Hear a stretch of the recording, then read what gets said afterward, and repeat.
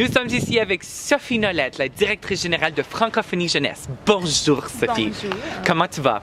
Ça va bien. Oui, qu'est-ce qu'on fait ici aujourd'hui? Bien, aujourd'hui, on est en train de faire le rapport de l'année 2013-2014 de la directrice générale de FJA. Ça, c'est toi? Oui. Mais tu es nouvellement à la tête de cet organisme-là. Oui. Oui, explique-moi comment ça a eu lieu. Oui, bien, moi, je suis entrée en septembre 2013. Comme la majorité, plusieurs personnes le savent déjà, Réal Poirier, anciennement directeur général de FJA, a quitté son poste en juillet.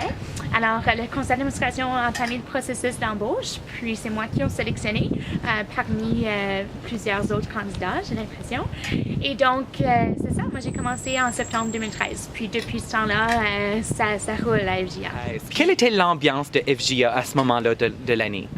Bien, tout le monde sait que l'une des plus grandes activités de FJA, c'est le RAJ. Puis donc, c'est le RAJ qui s'en vient toujours en octobre, d'année en année. Puis c'est une des plus grandes activités de la programmation des FJA. Alors, commencé à septembre, c'était très occupé avec la rentrée dans les écoles, avec la rentrée du campus. Alors, il y avait beaucoup d'informations qui entraient, beaucoup d'informations qui sortaient du bureau, mais ça a quand même été un très grand succès. Autre que le RAJ, Sophie, est-ce qu'il y avait d'autres activités qui sont passées au courant de l'année, qui ont été soit des gros défis ou soit qui étaient des highlights pour toi? Oui, bien définitivement. En termes de programmation ou de projet, on a aussi accueilli le Parlement francophone du Nord et de l'Ouest ici à Edmonton cette année, qui a rassemblé une cinquantaine de jeunes parlementaristes ici à Edmonton. Et donc, on a passé du temps dans la législature à débattre des projets intéressants. Puis cette année, on a aussi entamé un volet lobbyiste pour le PFCNO. Alors, ça a été vraiment intéressant. Puis, c'est quoi la stabilité de FJA, un organisme à but non lucratif qui est par et pour les jeunes? Est-ce que ça va bien? Est-ce que les jeunes, la communauté, on peut espérer des bonnes choses avec maintenant ton règne de cet organisme-là? Oui, mais c'est sûr que quand on entend un organisme à but non lucratif, on ne sait jamais dans quoi on s'embarque. Mais depuis quelques années avec Réal, ça s'est stabilisé et le financement est très bien pour l'organisme. La programmation est très stable. Alors, on est quand même dans une stabilité qui est pas inquiétante. C'est sûr qu'on se réserve quand même des choses qu'on va peut-être entamer des nouvelles choses pour les années à venir. Alors, Sophie, tu nous as parlé que Francophonie Jeunesse de l'Alberta va bon train. Il y a une stabilité au niveau des finances, puis la programmation va bon train. Qu'est-ce que les gens peuvent espérer de FJA pour le futur? Oui, bien définitivement pour FJA, ce qui est important, c'est de créer un bon système d'ambassadeurs pour la communauté.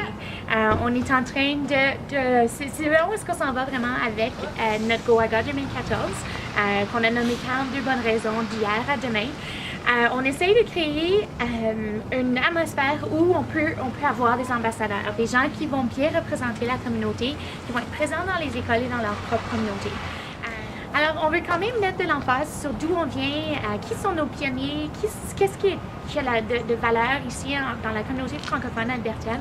Mais on veut que les jeunes s'approprient de cette histoire-là et créer ensuite des bons ambassadeurs pour la communauté.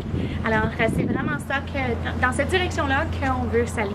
Y a-t-il des gens que tu voudrais remercier au courant de l'année qui t'ont aidé ou qui étaient là avant, puis autant des bénévoles que des employés?